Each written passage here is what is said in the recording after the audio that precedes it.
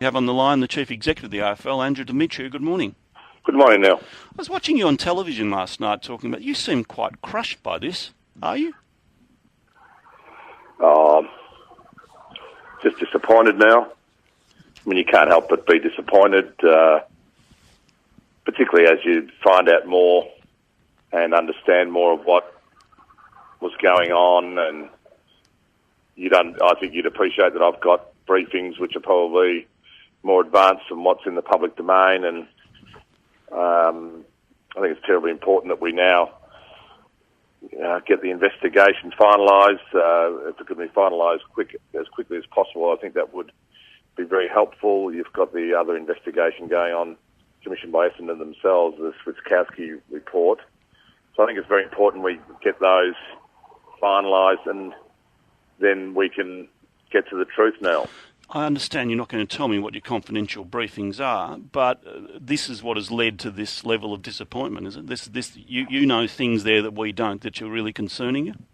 Well, I think the things that are allegedly in the public domain now, they are very fine reporters, the fellows from The Age, Baker and McKenzie.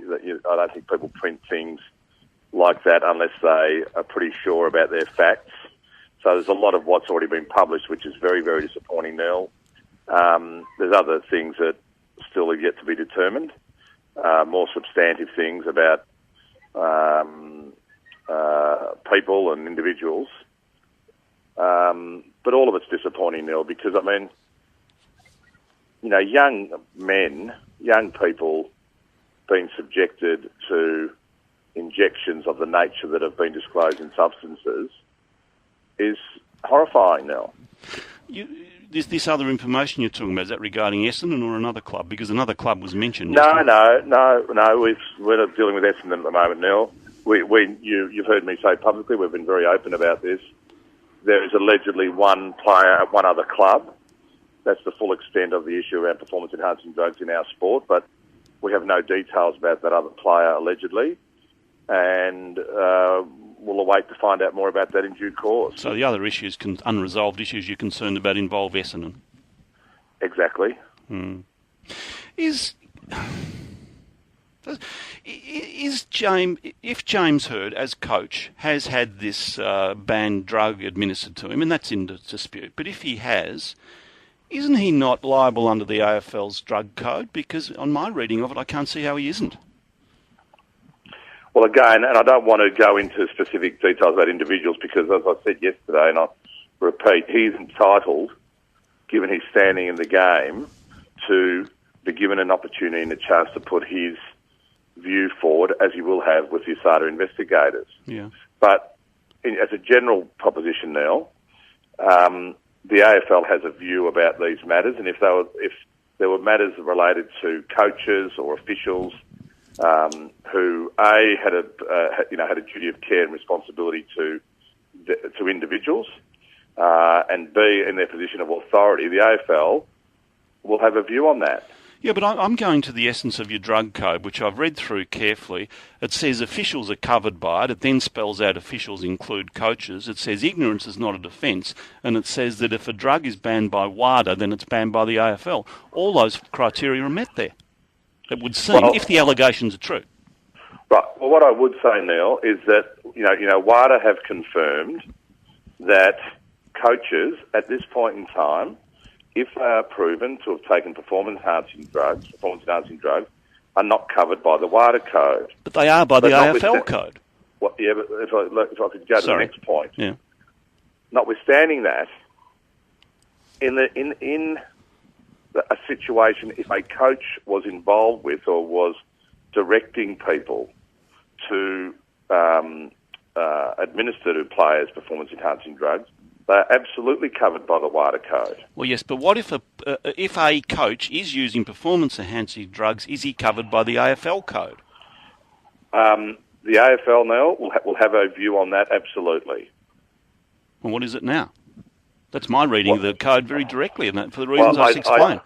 Well, again, and I don't want to go into too much detail, Neil, at a point in time when the Switkowski investigation is complete and the USADA one, the AFL and the Commission will have a view as to whether people or individuals or, in fact, the club needs to be held accountable.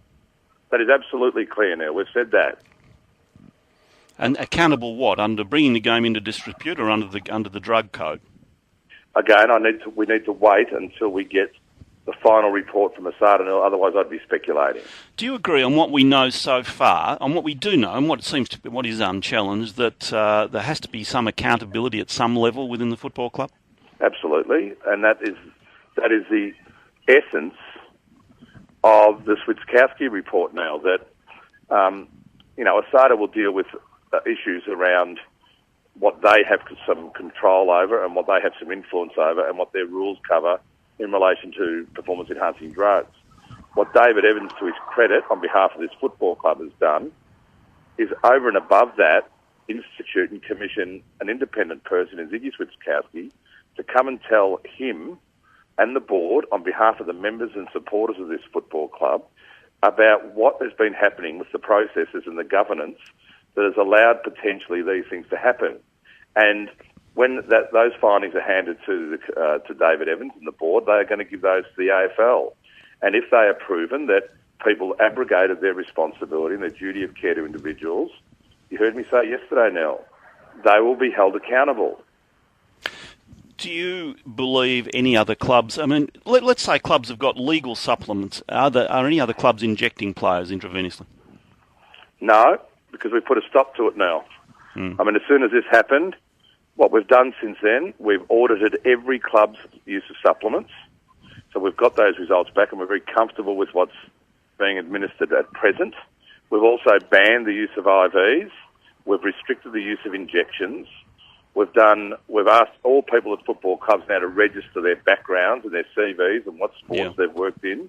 We've gone to great lengths to mitigate the risk of this happening again. This is clearly damaging football. Do you believe it would be, and Essendon, would it be sensible for James Hird to stand down while it's sorted out? Look, Neil, he has got an outstanding position in this game. He's been a wonderful servant to the Essendon Football Club, an ornament to AFL football, and has carried himself with great dignity throughout his whole career. As an individual, he's entitled now, absolutely entitled, to be able to put his position forward, which he will get that opportunity next week with ASADA. So, in the interim, now those are the things that will have to cross his mind when he's contemplating what he's going to be saying to ASADA, and he deserves to have that opportunity to do that. But I'm not removing that opportunity. I'm saying if you or I were accused of dishonesty or unethical behaviour, we'd probably step down while it was sorted out and then hopefully come back when we were cleared. Should James Hird consider doing that? I think as he goes through his thought process now, which I'm sure is probably a very stressful time for he and his family, that is an option he has to consider now. Yeah. What would you like him to? Again, I don't want to go further than that because, as you know, I'm privy to information, and I also know that there's a part of the investigation is being conducted next week with James, and he has every right to front that and put his view forward. Are you concerned the game's been damaged? No, not from the position of. I'm concerned about the Essendon Football Club now because they're a great club, wonderful supporters. One of the great clubs in our competition. So, of course, we're concerned about the club, but the club, the way David Evans is handling this on behalf of the club is entirely appropriate and very transparent. From the perspective of the game now, I believe that our supporters have expected the AFL to take action, and that's what we've done. We have been very, very transparent and very, very determined to get on top of this issue, tell everybody what's going on as it transpires, but put things in place to prevent this happening again and restore the faith and integrity in the game. I think people appreciate that.